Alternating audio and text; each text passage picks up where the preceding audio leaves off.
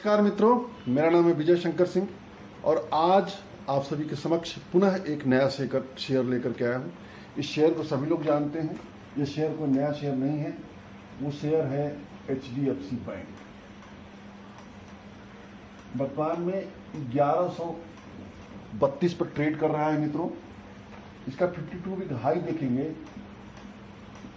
तो 52 week high इसका है 1304, जो बना है 19 दिसंबर 2019 को। और 52 वीक लो देखेंगे मित्रों तो 52 वीक लो बना है इसका 738 रुपए का। ये कब बना है? ये 24/3/2020 को बना है।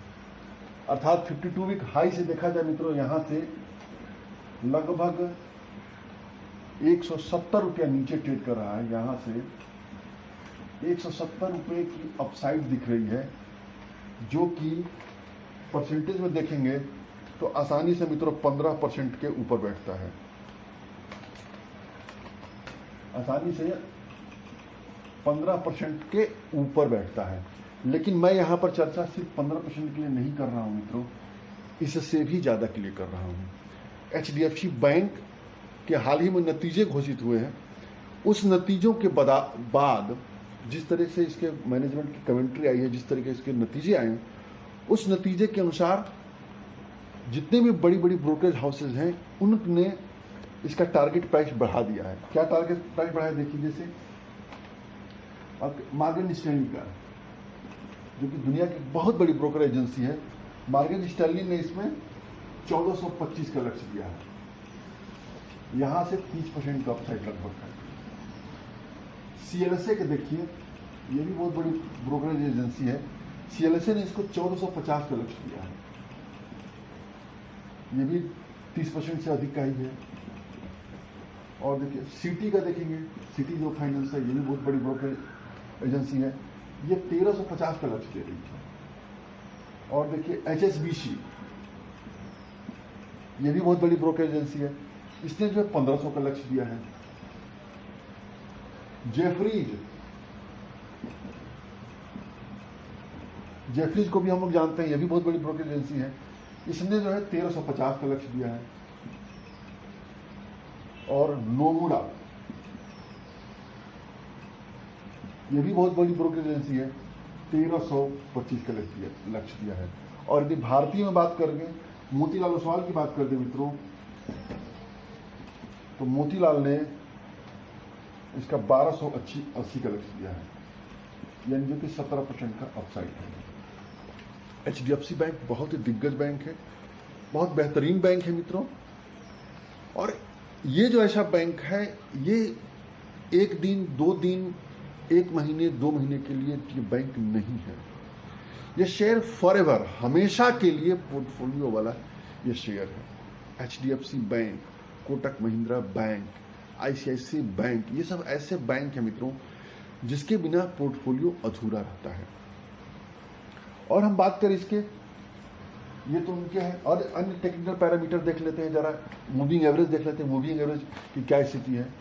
तो मूविंग एवरेज की बात करते हैं मित्रों, SM में देखें तो 200 दिन का जो मूविंग एवरेज है वो है 1119।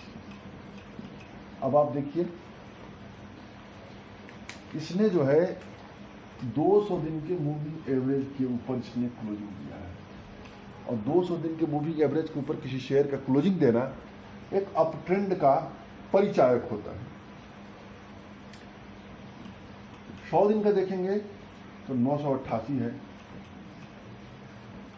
50 दिन का देखेंगे 999 है। 20 दिन का देखेंगे, जो कि शॉर्ट टर्म ट्रेंड के लिए माना जाता है, 1079 है। और 5 दिन का देखेंगे तो छोटे 1 हफ्ते 1.5 हफ्ते का जो नजरिया होता है वो भी देखेंगे तो 1081 है। अर्थात सभी मूविंग एवरेज के ऊपर ये ट्रेड कर रहा है। तो स्ट्रांग बुलिश है। पहली बार ऐसा हुआ है मित्रों कि जब निफ्टी के आउट परफॉर्म स्टॉक की सूची बनाई जाए लॉकडाउन के बाद से, तो HDFC बैंक का उस टॉप परफॉर्मेंस सूची में नहीं है। तो बहुत हो चुका है, अब HDFC बैंक बढ़ना चाहिए, अच्छे रिटर्न देना चाहिए। यहां से थोड़ा सा और इसके बारे में बात करते हैं।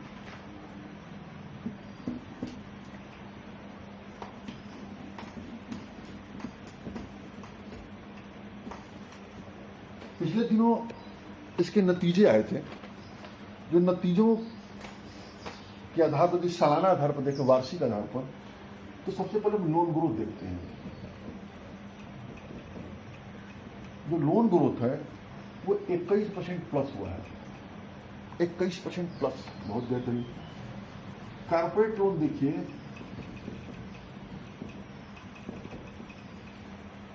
तो 38% बढ़ा है। रिटेल लोन प्लस 7% बढ़ा है। क्रेडिट कार्ड देखेंगे,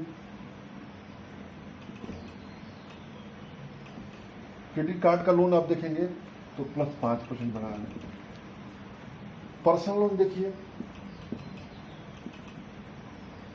पर्सनल लोन देखेंगे मित्रों तो मात्र 3% बढ़ा है। अर्थात आप देखिए, जो इस लॉकडाउन के दौरान चाहे जो भी हो, खतरनाक कैटेगरी के जो लोन माने जाते हैं वो ये माने जाते हैं। क्रेडिट कार्ड और पर्सनल लोन बहुत ही कम बढ़ा है, ये बहुत अच्छा संकेत है। और देखिए ऑटो लोन, ये निगेटिव हुआ है, 4% गिरा है, क्योंकि आप सभी जानते हैं कि ऑटो लोन की बिक्री इस समय क्या चल रही है, बहुत खराब चल रहा है। डिपॉजिट दर, जो कि जमा दर कहते हैं, डिपॉजिट, जो डिपॉजिट दर है मित्रों वो प्लस 25% बढ़ा है, बहुत बेहतरीन, बहुत उम्दा। कासा, जो कासा बढ़ा है वो 26% बढ़ा है। कासा किसी भी बैंक के लिए बहुत मायने रखता है मित्रों। कासा का मतलब होता है करेंट अकाउंट, सेविंग अकाउंट, कितना पैसा करेंट अकाउंट और सेविंग अकाउंट में जमा है। क्योंकि बैंकों को करेंट अकाउंट और सेविंग अकाउंट पर सबसे कम ब्याज देना पड़ता है, मुश्किल से 4%, 4.5% के आसपास ब्याज देना पड़ता है। तो उस लिहाज से जितना अधिक कासा का रेशियो होता है उनके लिए प्रॉफिटेबल उतना ही अधिक होता है। वही इसकी तुलना में यदि आप FD, फिक्स्ड डिपॉजिट अगर हम चले जाइए तो फिक्स्ड डिपॉजिट पे जो रिटर्न उनको देना पड़ता है 7%, 8% देना पड़ता है, तो ज़्यादा होता है। तो इसमें इनकी प्रॉफिटेबिलिटी बढ़ जाती है। और देखिए कासा रेशियो देखिए, जो इस समय है वो 40% के आसपास है, बहुत बेहतरीन है। जितनी भी बैंक के पास पैसा जमा हो रहा है उस पैसे में 40% जो है कासा का हिस्सा है। और मुनाफा, जो सबसे बड़ी प्रॉफिट देखिए कितना बढ़ा है मित्रों, प्रॉफिट बहुत आकर्षक है। प्रॉफिट बढ़ा है प्लस 19.6%, यानी देखा जाए तो प्रॉफिट 20% बढ़ा है, जो कि कोरोना का जो भी लॉकडाउन चल रहा था उसके बाद की स्थिति है। और देखिए ग्रॉस एनपीए जो कहा जाता है जी, ग्रॉस एनपीए ये 1.4% से घटा 1.36% हुआ, बहुत अच्छा, बहुत बेहतरीन। और देखिए नेट एनपीए, देखिए बैंकों में 2-3 चीजें बहुत मायने रखता है, एनपीए, ग्रॉस एनपीए वगैरह बहुत मायने रखता है। अब यदि नेट एनपीए का देखिए मित्रों तो 0.43% था, जो घट करके हो गया 0.33%, बहुत अच्छा सुधार ये माना जाएगा। अन्य भी इसकी चीजें भी देखेंगे आप। भारत का सबसे बड़ा बैंक है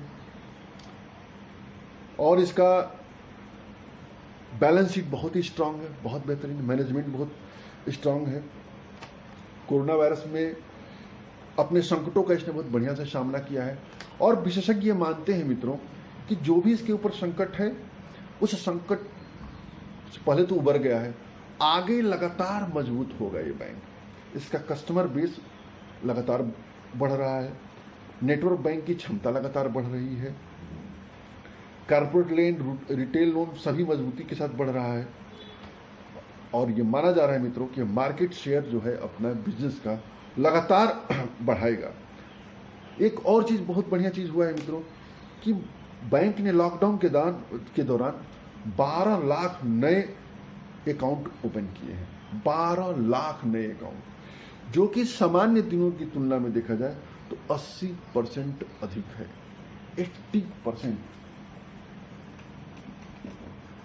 कितना फर्क है, बहुत फर्क है। और जो इस लॉकडाउन में दौरान जो मोरेटोरियम की व्यवस्था थी, जिसमें कि लोगों ने अपने लोन को पेमेंट को स्थगित कर दिया था, पोस्टपोन कर दिया था, वो मात्र 9% है। यह भी बहुत अच्छा है। और देखेंगे मित्रों, जो कोरोना वायरस के बाद नतीजे इसके बहुत बेहतरीन है, और जो कोरोना वायरस के बाद के जो नतीजे घोषित हुए उसकी कमेंट्री जितनी शानदार है, उससे अधिक कमेंट्री शानदार है मैनेजमेंट की। मैनेजमेंट पूरा विश्वास कर रहा है कि हम इससे निपट जाएंगे। उनके जो CEO और मैनेजिंग डायरेक्टर है मिस्टर आदित्य पुरी, उनके उत्तराधिकारी का चयन हो रहा है मित्रों। जैसा कि पता है, उनके AGM में उन्होंने बैठक में कहा था कि हमारे बैंक का या हमारा उत्तराधिकारी वही होगा जो पिछले 25 सालों से बैंक से जुड़ा हुआ है, जिसमें एक शशिधरन जगदीशन है, एक कैजाद भरूचा नाम आ रहा है, एक सिटी बैंक से सुनील गर्ग करके नाम है, वो इससे बैंक से जुड़ने की चर्चाएं, तमाम तरह की वो है। तो ये माना जा रहा है मित्रों, यदि बैंक से ही कोई नया CEO आएगा तो बैंक और मजबूत होगा।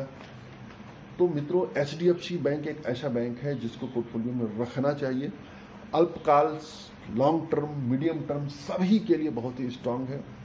इस समय 52 वीक लो से देखा जाए तो 15-16% नीचे चल रहा है, तो 52 वीक लो को तो क्रॉस करे, 52 वीक हाई को तो क्रॉस करेगा ही करेगा, एक नई ऊंचाई को भी प्राप्त करेगा। थोड़ी जानकारी ये भी लेते हैं मित्रों कि जिसने HDFC बैंक को अपने पोर्टफोलियो में रख रखा है पहले से, उसने किस तरह के रिटर्न प्राप्त किए।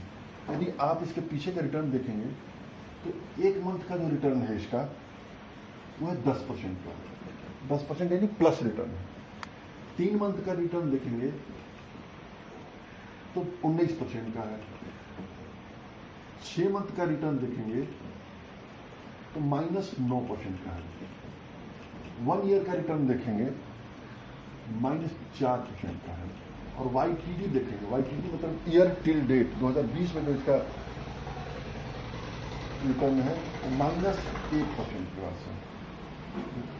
और देखिए 2 साल का प्रदर्शन 3.45% है, 3 साल में 32%, 4 साल में 83%, 5 साल में 103%, 10 सालों में 454% का रिटर्न ये दे चुका है। और ये शेयर मित्रों 1995 में स्टॉक मार्केट में लिस्ट हुआ था, और तब से जिसने भी 1995 में 10,000 रुपये का इन्वेस्टमेंट किया था, आज के डेट में उसकी जो वैल्यू है मोर देन 85 लाख है। डिविडेंड अलग से दे रहा है। यदि आप पीछे से तुलना करें मित्रों, पिछले जब से स्टॉक मार्केट में कंपनी लिस्ट हुई है तो 25% से भी अधिक CAGR से कंपनी बढ़ गई है। 25% से भी अधिक दर से बढ़ गई है। और यदि आप डिविडेंड को मिला लें तो ये जो 25% है वो 30% के आसपास हो जाता है। तो आप ये बताइए मित्रों कि जो कंपनी, जो शेयर लगातार 25 से 30% के दर से बढ़ रहा है, कोई उसको भला पोर्टफोलियो में क्यों नहीं रखेगा। तो कंपनी पूर्व की ही मल्टी बैगर है, वर्तमान में मल्टी कंपाउंडर है मित्रों। इस शेयर को होल्ड किया तो हर साल जो है 20%, 25% के दर से ये कंपनी ग्रो कर रही है। जैसा कि मैं पहले ही बता चुका हूं कि पहला बार ऐसा मौका है मित्रों कि HDFC बैंक निफ्टी के आउट परफॉर्म में शामिल नहीं है। ये शामिल होगी, बहुत बड़ी मल्टी बैगर कंपनी है मित्रों, हर हाल में इसको पोर्टफोलियो में रखने लायक है। तो आज के लिए इतना ही मित्रों। जय हिंद, जय भारत।